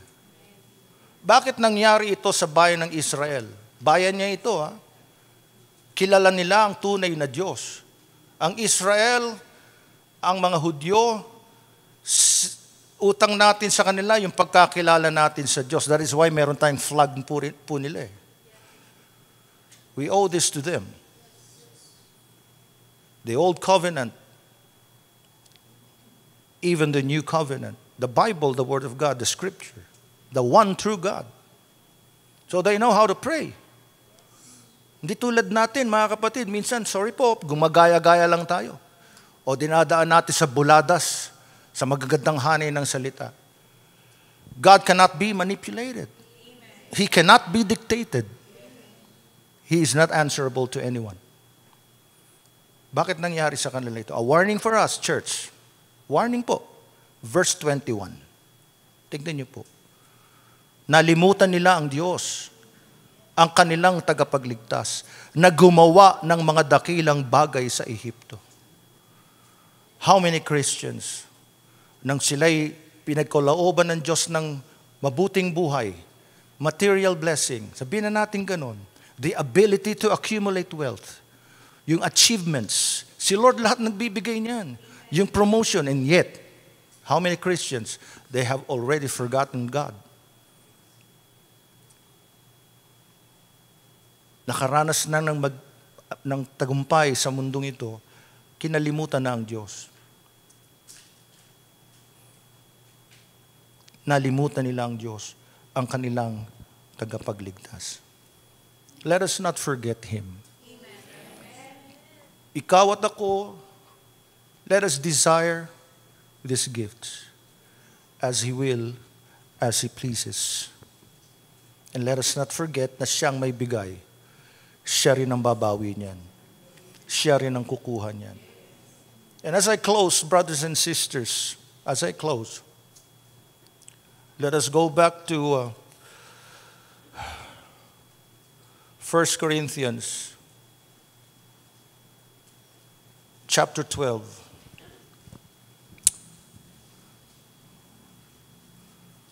Alam ba ninyo, kapatid, mga kapatid, kung ano ang maaaring maging greatest gift of the Spirit? Yung binasa natin kanina. Sa palagay niyo po, ano kaya ang His greatest gift? Balik tayo sa 1 Corinthians chapter 12. Ito, nalalagpasan po natin lahat ito. Para sa atin lahat itong message sa church. Amen? Let us read verse 28. 1 Corinthians 12:28. And God has appointed these in the church. First, apostles. Second, prophets. Third, teachers. After that, miracles. Then gifts of healings, helps, administrations, varieties of tongues. Have you noticed na yung pagkakalista sa listahan ng mga gift, hindi ho ito ayon sa pagkakasunod-sunod? Iba-iba yung gift. Meron ako napansin dito at gusto kong ipapansin sa inyo. Kasi ang unang pinagnanasaan lagi, maging apostol. Ang dami nga nagpapanggap na apostol. Bigay na natin sa kanila yon, amen? Yung iba naman gusto maging propeta. Mahilig magtuturo yan eh. Ikaw, ganito. Ganyan mga propeta daw. Pero hindi yun ang Bible prophets. Amen? What about teachers? Nako, occupied pa rin ng pulpito, di ba? Gusto ko maging teacher. That's not wrong, ha, mga minamahal. Ang gift of teaching, nandun din dapat lumakip sa mga merong gift of pastoring. Thank God for those gifts. Miracles. So, yung spectacular. Yung lalakip sa ministry mo, sa church mo, mga milagro. Wow. Then, gifts of healings, magkakasama yan. Pinagnanasaan din. I desire that gift. What about helps? Tignan niyo yung maliit na word na ito. Administrations, wow, may mga administrator, kaya ibang church, kung nag-hire pa nag-administrator para patakbuhin ng church. Mga modern day churches ngayon, nag-hire na ho sila ng mga musical director para patakbuhin ng praise and worship. So, puppet na lamang yung nagpapaawit, pero meron silang mga hearing aid. Tawag doon? Hearing aid tuloy. Earphone na wireless. And then somewhere, no? May nagdidikta ng chord, chorus na. Yung isa naman, praise the Lord. Pero dinidiktahan din siya. I do not agree with that. That is not the will of the Spirit. Varieties of tongues, mas lalo na, gaya-gaya na nga yung iba eh. Lahat ay la, syama, di ba? Iisa na lang. What about these helps? Maliit lang yan. Kumbaga sa bahagi ng katawan, parang yan hindi liit lamang. You understand, mga kapatid? Lord, give me the gift of helps. Dahil sa church, sa body of Christ, laging may nagsasabing help. Help. Tulong. Maybe, kailangan ng church natin ng cleaning. And you are one gifted to do it. Hindi dapat maliitin ang mga naglilinis sa iglesia. Because we need their help. I need their help. At kapatid o mga minamahal, huwag mong maliitin yung gift na yan. Yung kaloob ng pagtulong. Ako na maglilinis. Yung Kristiyanong may ganung kaloob, eager siyang tumulong, eager siyang gumawa, nang walang hinahangad na sweldo o kapalit.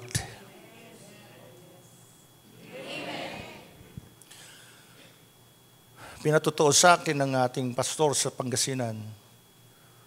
Pastor, sabi niya, ang Diyos talaga ang nagsugo ng mga kapatiran dito. Mabilis po yung pagkakabuo ng sanktuaryo. Kahit sabihin sa inyo, malaki po ang church dun sa Pangasinan. Kahit 5 ganito ay kayang ipagkasyahin. At karamihan po, pastor, ng mga tumulong sa amin, sa akin, ay hindi naghangad na sweldo. Labor of love. Ultimo mga kababaihan. Naghuhukay. Pinapatag yun. Praise God. Sa Diyos ang kapurihan.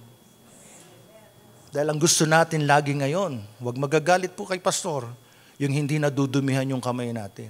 Hindi ako tinawag dyan para maglinis. Hindi ako nagtapos ng pag-aaral para humawak ng walis. That's the reason why God is not giving you His greater gifts or excellent gifts. Because we belittle, we put down o minamaliit natin yung mga kapatid na yun ang kakayanan. Helps. Anong gusto natin? Miracles, tongues, word of wisdom, word of knowledge. Yung may camera lagi, yung mayroong para mag-viral. Pero yung mga gumagawa kahit walang nakakakita sa iyo. Napakahalaga niyan sa kaharian ng Diyos. Kung ang gampanin ng hindi liit ay nagagampanan niya kahit maliit lang siya, Pararangalan siya ng Panginoon, bibigyan siya ng reward sa heaven, tulad ng pagbibigay ni Lord ng reward sa mata o sa eye, na may tila mas greater function. So bilang isang buong katawan, ang example din ni Apostle Pablo, kahit yung ingrown na nasa toe natin, that will create a terrific pain, ramdam ng buong katawan. And then kung meron tayong ingrown, pupunta tayo sa hospital o sa emergency clinic. Doc, pwede po bang ipaggamot ko po ito? No problem. Gamutin natin yan, alisin natin yan. And then makita mo, habang nagpapakonsulta kami, katabi kang may cancer, may sakit sa puso, matitindi yung karamdaman niya. And then somehow you will feel, ano ba naman to? Ingrown lang, nagpa-doktor pa ako. Gagamutin ng doktor lahat ng uri ng sakit. He will treat your toenail na may ingrown. You understand, church? Dahil hindi ka makaka-function ng normal at malaya if you have that terrific pain na idinudulot ng maliit na sangkap ng iyong katawan. The point is, lahat tayo rito ay may halaga sa Diyos. Dahil kung si hindi liit ay merong karamdaman, meron siyang pain, affected ang buong body of Christ. So he or she needs help. So nandun ka para tumulong. Ibigay mo ang support sa kanya. So nagtulong-tulong ang mga kapatiran. And then nagkaroon sila ng desire to donate, gumawa ng cross para ang church, ang mother church. Purihin ng Diyos. Wala nang meeting, approval kung sino mag-approve. Ang Diyos ang nagbigay sa kanilang puso. They go out of their way, went out of their way, pumunta rito. Yeah, sa Diyos ang kapurihan. Are we encouraged, church?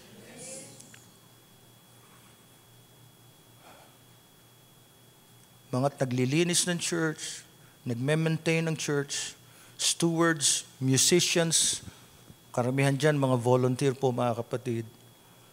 Sunday school helpers and teachers, praise the Lord for your lives. From my heart, I say this. Ang laki na nagagawa ninyo sa mga bata. Sa church, since na-establish ang CCM. Kung meron mang ambaga, napaka-minimal lang po yun, mga kapatid. Yung effort, yung pagod, yung pagpe-pray, pagdidisenyo, paghahanda.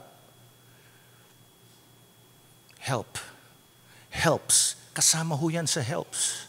So nagdagdag pa ang Panginoon ng teaching, administration. Wala naman tayong hinahire na mga magagaling at we don't need them. We respect them but we don't need them.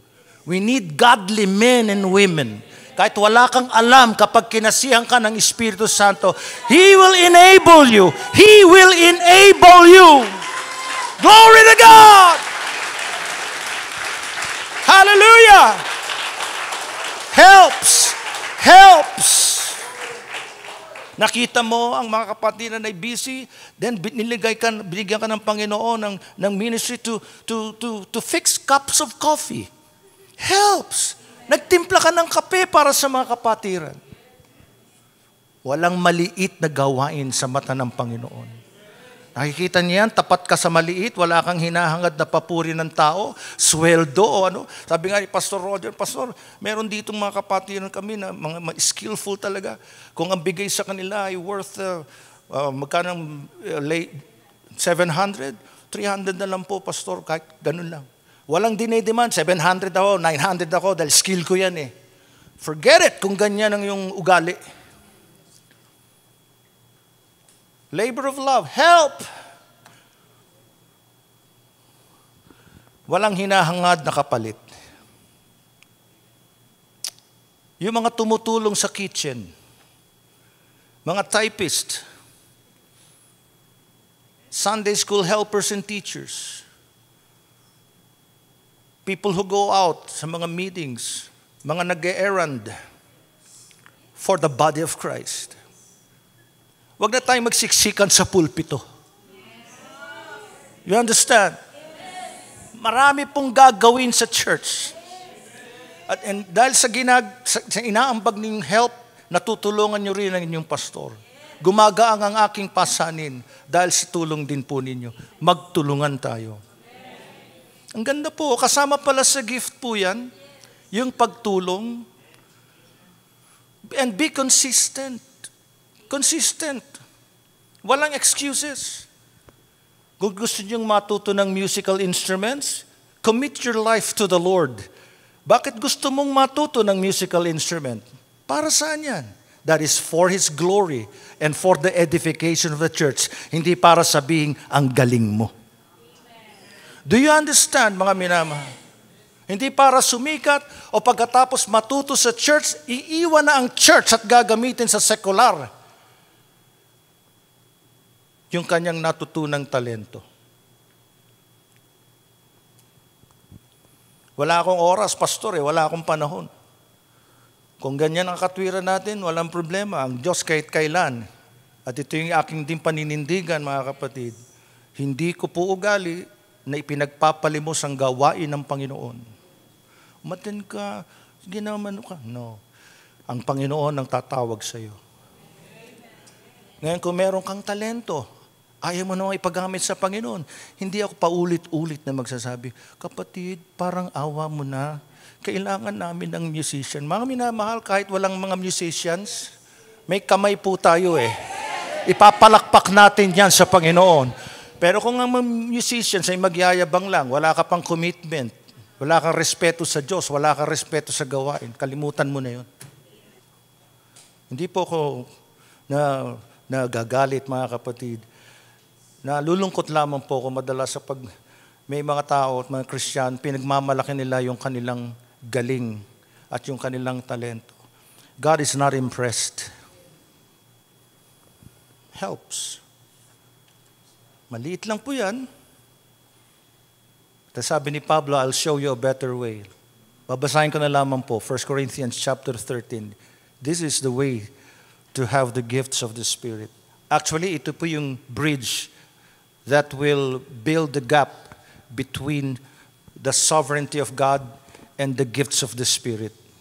Merong bridge, may tulay, na pupuno sa gap na yon. Chapter 13 of 1 Corinthians. If we love and we desire, brothers and sisters, the gift of the Holy Spirit, we need to apply ourselves to a number of principles from 1 Corinthians chapter 13. Ito na po. This is the better way. Ito yung tulay between God's sovereign will and the gifts of the Spirit. The way of love. Amen? We all need this, brothers and sisters. Kung ako'y magsalita ng mga wika ng mga tao at ng mga anghel, subalit wala akong pag-ibig, ako'y nagiging isang maingay na pompyang o batingaw na umaalingaw-ngaw. Nabanggit dito, wika ng mga anghel. Gumagamit dito si Pablo ng hypothetical scenario. In fact, kalakip dito yung sarcasm. Si Pablo meron siyang ganung style of writing at yung kanyang personality. Sabi niya, di ba, you remember, may mga bahagi sa Corinthians, sabi niya, okay ba, mayaman na? Mayaman na ba kayo? Tingin niyo, mayayaman na kayo? O kami mga dukha, sabi niya. That is sarcasm. Because masyadong yung ginayakap ng ibang mga Christian doon, yung kanilang material things that they have. Ganon din dito. Kami nagsasalita ng wika, mayroon akong kaloob na ganyan. Para baga sinasabi ni Pablo, kahit ba salita pa ng anghel yan eh. O ng mga anghel yan. If you do not have love, you become sounding brass or a clanging cymbal. Verse 2 po. And though I have the gift of prophecy and understand all mysteries and all knowledge, and though I have all faith so that I could remove mountains, but have not love, I am nothing. Kita niyo po? All faith na. Salamat, sabi nga ng isang pagtitipon, I was there. Salamat sa Diyos sa tagumpay ng gawain. Biglang may isang nagsalita, dahil ako'y nanalangin. Tininig ng Diyos ang aking panalangin. Ang dami namin dun. So siya lang yung nanalangin, kami hindi kasama. So binigay namin sa kanya yon. Salamat sa iyo, sister. Ayaw ng Diyos ng ganon. Ay, pinagkaloob tayo ng Panginoon ng bagong ganito. Let's say may project na. Kasi pastor, nagpray ako, pinagpipray ko yan. Kaya sabi ni Pablo, kung meron akong kaloob ng propesiya, nauunawaan kong lahat ng mga hiwaga, wala naman taong makakaunawa ng lahat ng hiwaga. Di ba? Hypothetical yan. So nasa iyo na, ha? Alam mo na lahat. Alam mo mystery, alam mo Bible. Lahat ng kaalaman, alam mo. Kung meron kang buong pananampalataya, all faith, na kung saan pati ang Mount Apo, Mount Everest ay napapalipat mo kung saan mo gusto. Napapahinto mo ang Mount Kanlaon because of your all faith. Kung wala kang pag-ibig, wala kang kabuluhan. Wow.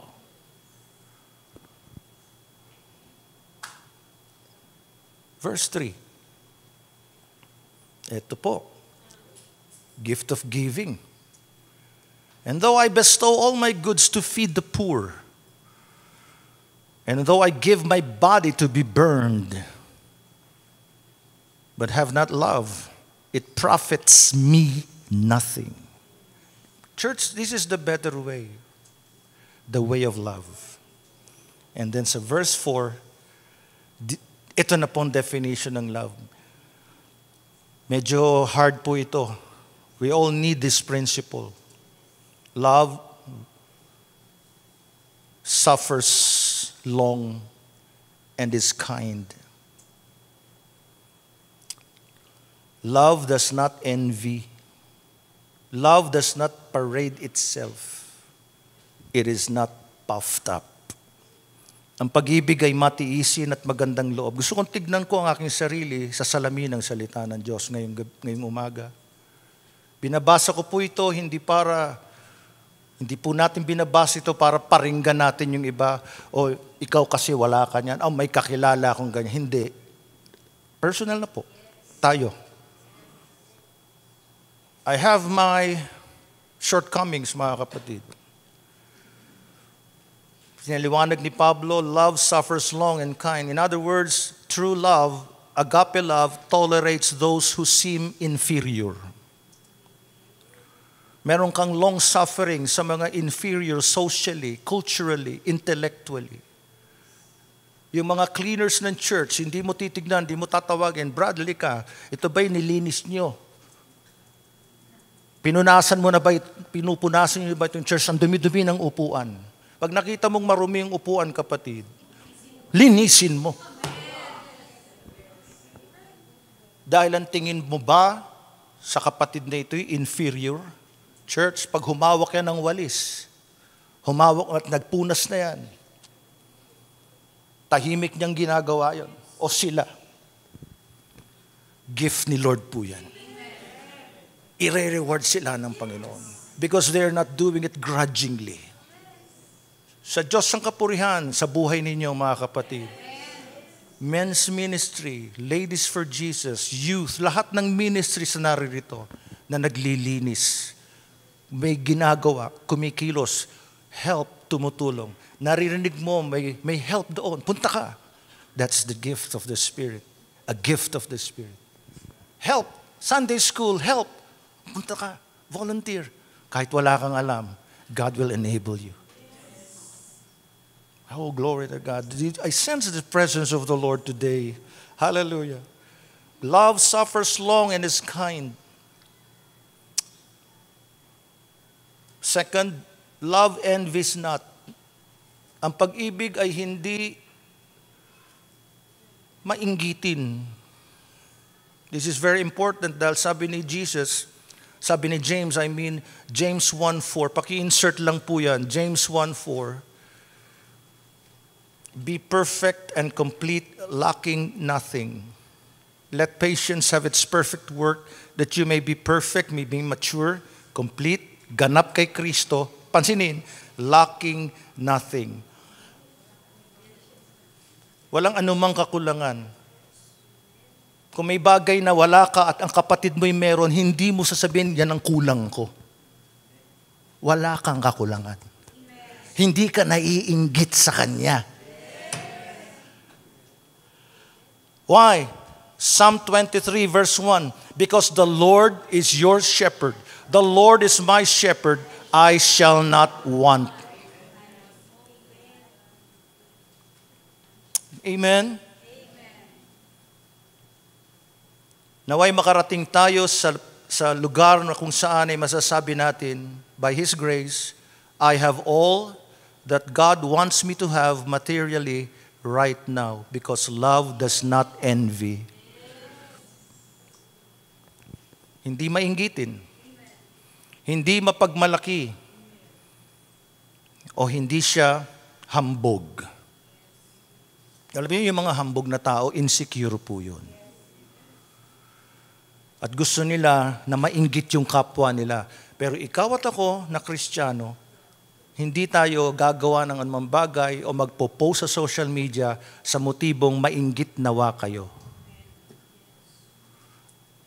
Pretty hard, di ho ba? Ito ang true love.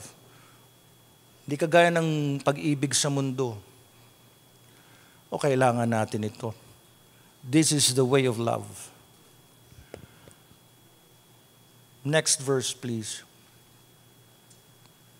Verse 5 po. Love does not behave rudely. Love is never rude. Sometimes we are rude. Sometimes I'm rude. Does not seek its own. Is not provoked. Thinks no evil. Nasasalamin po ba natin, mga kapatid? I don't know about you, but I know myself. Sometimes I am easily provoked. Minsan nga, hindi lang minsan. And I admit that. Love thinks no evil. In other words, violence is not an option. But sometimes we tend to be violent. Hindi man natin gawin, pero kung magagawa ko lang. And yet, kinokorek tayo. Nandun ang nudge ng Holy Spirit. Are you getting me, church? Anak, that is wrong. And kapag nag-iisa ka at nagpe-pray ka, at merong sumagasa sa iyo, merong nanakit sa iyo, sinaktan ka, sinagasaan ka, tinapak-tapakan, ninurakan ng iyong pagkatao, at mas masakit pa kapatid mo pa sa Panginoon, there is this provocation. Konti na lang. And you're thinking evil. Pastor, I'm not like that. I'm not talking about you. I'm talking about me. Then, ang Espiritu Santo, who lives in me, who lives in you also, tatapikin ka niya. With a gentle nudge, anak, sa akin ang paghihiganti, ako nang bahala. Violence is not an option. We need this. Kailangan natin to, mga kapatid. Ang pag-ibig, hindi magaspang ang kilos, hindi nito ipinipilit ang sariling kagustuhan. Hindi mayayamutin, hindi nagtatala ng mga pagkakamali. Kita niyo po, wala siyang record of, hindi ko makakalimutan, kapatid, ang ginawa mo. Kahit sa mag-asawa, there's always room for forgiveness. Sa magkakapatid sa laman, there's always room, there's always room for forgiveness. Ay iba, nire-record pa sa journal eh. June 9? June 9. Sinaktan mo ang puso ko. Binuhusan mo ng betsin at asido. Sinaksak mo pa ng kutsilyo, tinadtad mo talaga. May araw ka rin. Lord, tulungan mo ko. Hindi po ganun eh. Ang daming nakakayamot sa paligid, mga kapatid. Kung lahat po yan titignan natin isa-isa, mayayamot ka talaga eh. Paggising mo pa lang sa umaga, mayayamot ka na eh. Pero hindi. Andun lagi ang Espiritu Santo. Hindi kaya ito ang dahilan kung bakit hindi ngayon masyadong progresibo o malaya ang Espiritu Santong kumilos. Why? Because gusto ng Holy Spirit to release Him as Himself. And this is His characteristics. Love. Because God is love.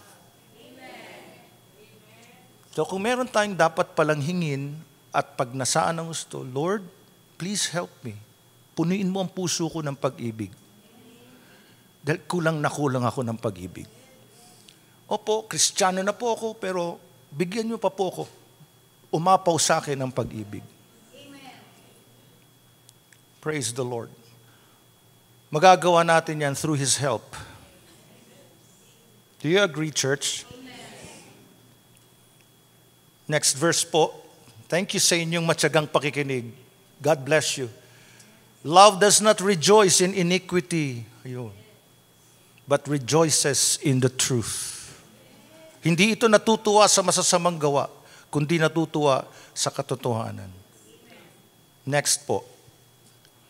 Bears all things. Love, pinapasan nito ang lahat ng mga bagay. Kahit mahirap yan. Love. The gift of the Holy Spirit. The gift of love. You are releasing Him as Himself in you. Kaya mahirap itong gagawin ko, Panginoon, papasanin ko. Pinaniniwalaan ang lahat ng mga bagay. Ibig sabihin, hindi siya paranoid, ba't hindi ako pinapansin nito ni brother? O hindi ako naniniwalang mahal ako nito eh. No. Kuha niyo po. Madaling basahin, mahirap ipamuhay. Tulungan tayo ng Panginoon. Inaasahan ang lahat ng bagay. Tinitiis ang lahat ng bagay. Next verse. There you are. As I close. Love never fails. Ang pag-ibig ay walang katapusan, subalit maging ang mga propesiya matatapos, maging mga wika ay titigil, maging kaalaman ay lilipas. If a man or woman came to know this kind of love, which keeps no record of wrong, knows no bitterness, doesn't want to make another person envious, isn't proud, tolerates others, is gracious and kind, and does not envy, it may be that he or she will wake up one day and find that God has entrusted him or her with a valuable gift that is more precious than the knowledge of brain surgeon or the skill of the cleverest lawyer in the city. Such a person may say, I cannot believe it would happen to me. But God has done this, kaya niyang gawin, and He can. Because love, ang pag-ibig, bridges the gap between the sovereignty of God and the obtaining of the gifts. Amen. Worship and the gifts of the Holy Spirit. Tayo po ay tumayong lahat, brothers and sisters.